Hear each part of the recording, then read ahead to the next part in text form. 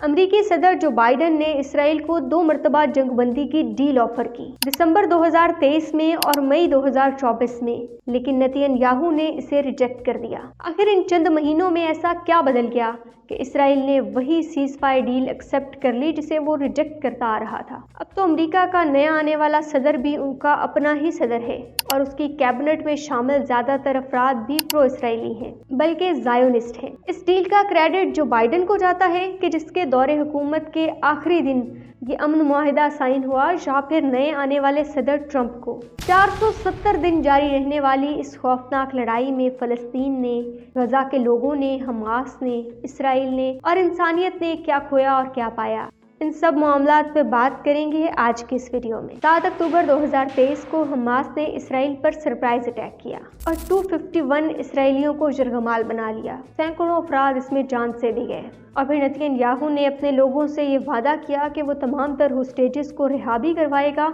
और गजा से हमास का मुकम्मल तौर पर खात्मा भी कर देगा। इस बात का इंतजाम भी किया जाएगा कि गजा आइंदा कभी इसराइल के लिए खतरा ना बन सके। इसके साथ ही गजा में खौफनाक बमबारी शुरू हो गई।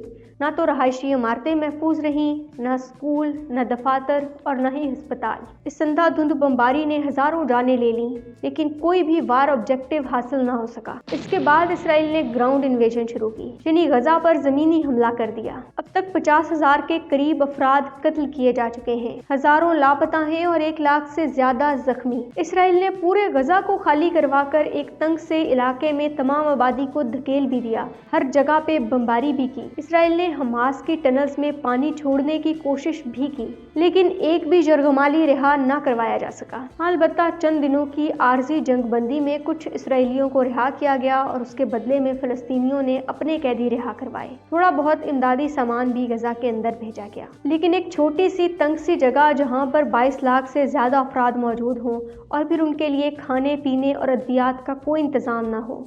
लाखों अफराद भूख से, प्यास से मर रहे थे और इमदादी सामान से लदे हजारों ट्रक रफा की सरहद पे खड़े थे, लेकिन उनको अंदर आने की इजाज़त नहीं थी।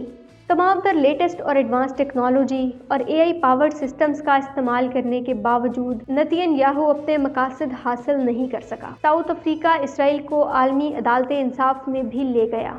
Israel has a genocidal intent against the Palestinians in Gaza. कोई भी मकसद किसी भी मुल्क को आम शहरियों के यूं कत्लेआम की इजाजत नहीं दे सकता, लेकिन जब जब यूनाइटेड नेशंस में जंगबंदी की बात हुई, अमेरिका ने हर उस करारदाद को वीटो किया।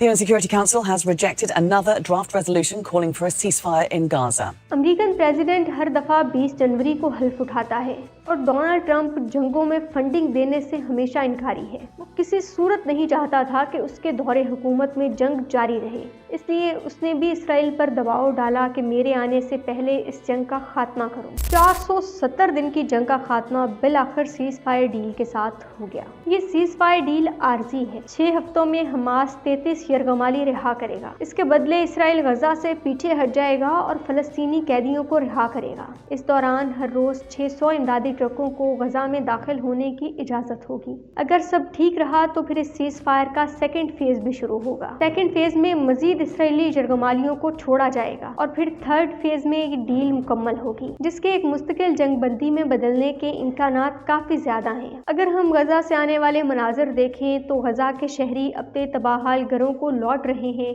और वो बहुत खुश हैं। ऐसे में सबसे ज्यादा सरप्राइजिंग है हमास का गलियों में गश्त करना, जो कि इसराइल कभी नहीं चाहता था। नाजरीन, इसराइल अपना कोई भी क्लेम्ड वार ऑब्जेक्टिव तो हासिल नहीं कर सका, लेकिन हजारों की तादाद में अफराद की जानें ली, लाखों को जख्मी किया और बहुत से बच्चे उम्र भर के लिए माजूर हो गए। बरसते बमों में गुजरे ये 470 दिन मासूम जहनों पे कितना असर छोड़ गए। आखिर ये जंग किसकी फतह थी और किसकी हार? कमेंट सेक्शन में अपनी राय से आगाह जरूर करें।